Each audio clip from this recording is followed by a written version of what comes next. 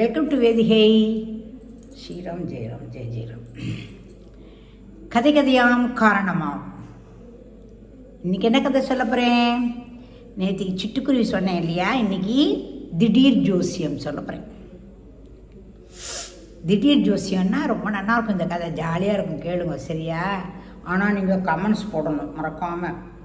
நிறையா லைக் போடணும், கமெண்ட்ஸ் போடணும், ஃப்ரெண்ட்ஸுக்கெலாம் ஷேர் பண்ணணும். ஓகேயா? சேலஞ்ச். Okay, done. ஓகே.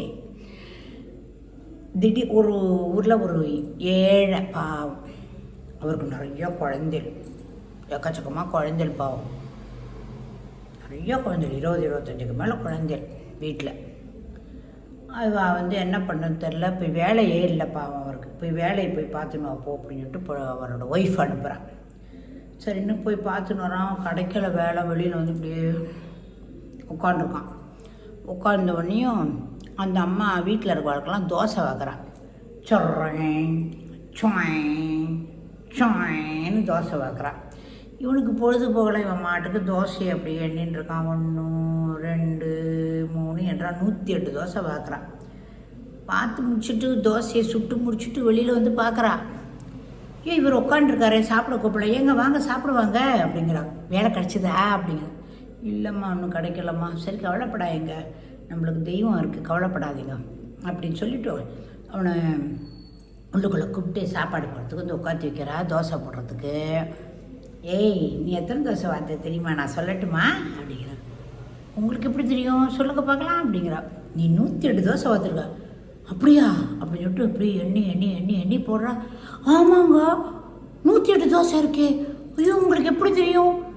ஜோசியக்காரன் மாதிரி நீங்கள் சொல்கிற இல்லைன்னு சொல்லிட்டு அக்கம் பக்கத்தில் இருக்கிறவா எல்லாத்தையும், எங்கள் வீட்டுக்காரர் ஜோசியம் தெரியுதுரி, ஜோசியம் தெரியுதுரின்னு எல்லாத்தையும் சொல்லி முழுக்க அத்தனை பேரும் பரவிடுறது தான் இந்த இது செய்தி, அந்த விஷயம்.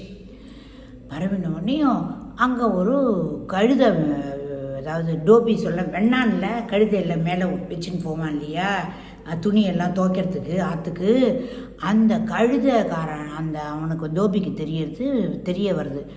அப்படியா, பரவாயில்லையே, நம்ம இந்த ஐயாட்ட போய் நம்ம ஜோசியம் கேட்கலாம், நம்ம கழுதை காணா போயிடுத்து, அதனால இந்த என்ன எங்கே இருக்குன்னு போய் நம்ம போய் தேடி போய் கேட்கலாம் இவர்கிட்ட அப்படின்னு சொல்லிட்டு வரான். வந்துட்டு சாமி கும்புறேன் சாமி, இங்கே இது வச்சுட்டுருக்கான், துண்டை வச்சுட்டு கும்புறேன் சாமி அப்படிங்கிறான். என்ன வேணும் சொல்லு. சுவாமி, என்னோடய கழுதை காணா பிடித்துக்கு சாமி, நீங்கள் தான் நல்ல ஜோசியக்காரராமே, அது கொஞ்சம் கண்டுபிடிச்சி கொடுங்க சாமி. ஆமாம், அவன் கழுதைக்கு என்ன அடையாளம்? அது என்ன தெரியுமா? ஓ, இந்த வலது கால் இருக்குது பார்த்தீங்களா, அது உடஞ்சிருக்கும், நொண்டி நொண்டி நொண்டி நொண்டி நடக்கும் சாமி. அப்படியா, சரி போ, நாளைக்கு அந்த குட்டிச்சவர்கிட்ட இருக்கும் போய் கூட்டிக்கோ போ. இப்போ வை, தட்சணை வை, 100 ரூபா வை. 100 ரூபாய் ஆணு கேட்டால் 1000 ரூபா கேட்பேன். வெய் பேசாம. சரின்னு வைக்கிறேன். 100 ரூபா வைக்கிறான். வச்சுட்டு போயிடுறான். இவருக்கு போகிறார், இப்படி போகிறார் அந்த ஆள். போயிட்டு ஒவ்வொரு இடமா போய் பார்க்குறார். எங்கே இருக்குது கழுதைன்னா, அங்கே ஒரு கழுதை மேய்ஞ்சின்னு இருக்கு. ஆஹா, ஒரு கழுதை மேய்ஞ்சிட்டு இருக்குன்னு சொல்லிட்டு ஒரு குச்சி எடுத்து காலை அதை போய் பட்டுன்னு அடிக்கிறார். அது கத்துறது. ஐயோ, கத்தரை தெரிஞ்சுட்டு அடாந்துட போகிறான்னு சொல்லிட்டு ஒரு கயிறை கொண்டு கையில் எடுத்துகிட்டே போயிருக்காரு. அந்த கயிறை போட்டு தரன்னு இழுத்துன்னு போய் அவங்க குட்டிச்சவருக்கு அதில் கட்டிட்டு வந்துடுறார். அந்த உடனேயும் அடுத்து நான் காத்தால் போய் பார்க்குறான். பார்க்குறம்போது ஆஹா, குட்டிச்சவர்கிட்ட இருக்குன்னு சொன்னார், இருக்கே.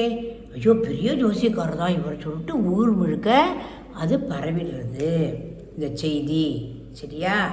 இந்த கதை 2 நாள் பார்ட் 1 பார்ட் 2 தான் நான் சொல்ல முடியும். ஏன்னா டைம் ஓடின்னு இருக்கு. அதனால பார்ட் 1 பார்ட் 2 அப்படி தான் சொல்லுவேன். நீங்கள் விடாமல் மறக்காமல் நெக்ஸ்ட் டேயும் கேளுங்க, அப்போ தான் என்ன கதையோட இது தெரியும்.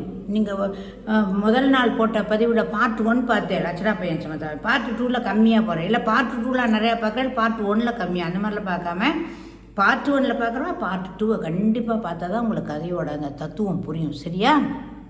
ஓகே. அந்த கழுதியை கூட்டின்னு வந்துடுறான். கழுதியை கூட்டின்னு வந்த உடனே ரொம்ப ரொம்ப ரொம்ப ரொம்ப அவனுக்கு சந்தோஷம். எல்லாட்டையும் சொல்கிறான். ஐயோ, அங்கே ஒருத்தர் ஜோசியக்காரர் இருக்கார், அவருக்கு உடனே அந்த ஊரில் மிராஸ்தார் ஒருத்தர் இருக்கார். மிராஸ்தார்னா நிறையா லேண்டெல்லாம் வச்சுருப்பார், வயல்லாம் வச்சுருப்பார் தான் மிராஸ்தார். சரியா? பேடிலாம் அங்கே தான் வளரும். சரியா? அவருக்கு ஐயோ, நம்ம மழையே பெய்யலை, ரொம்ப இப்போ மாதிரி வெயில் மழையே இல்லை, செடியெல்லாம் கருகிறது, நம்ம ஜோசியக்கார்ட்ட போய் நம்ம கேட்கலான்னு போய் ஜோசியக்காரர் என்னோட நிலத்துக்கு மட்டும் மழை பெய்யணும், அது மாதிரி பண்ணுங்கோ அப்படிங்கிற. அவ்வளோதானே, போங்கோ, பணத்தை வச்சுட்டு போங்கோ, 1000 ரூபா வைங்கோ அப்படிங்கிறார். சரின்னு 1000 ரூபா வச்சுட்டு, இன்னும் மிராஸ்தாரோ நான் பெரிய பணக்காரன் வச்சோனோ, அதனால் 1000 ரூபா வாங்கிட்டு போகிறார். இது கதை தொடரும். ஏன்னா டைம் ஓவர் ஆகிருக்கு.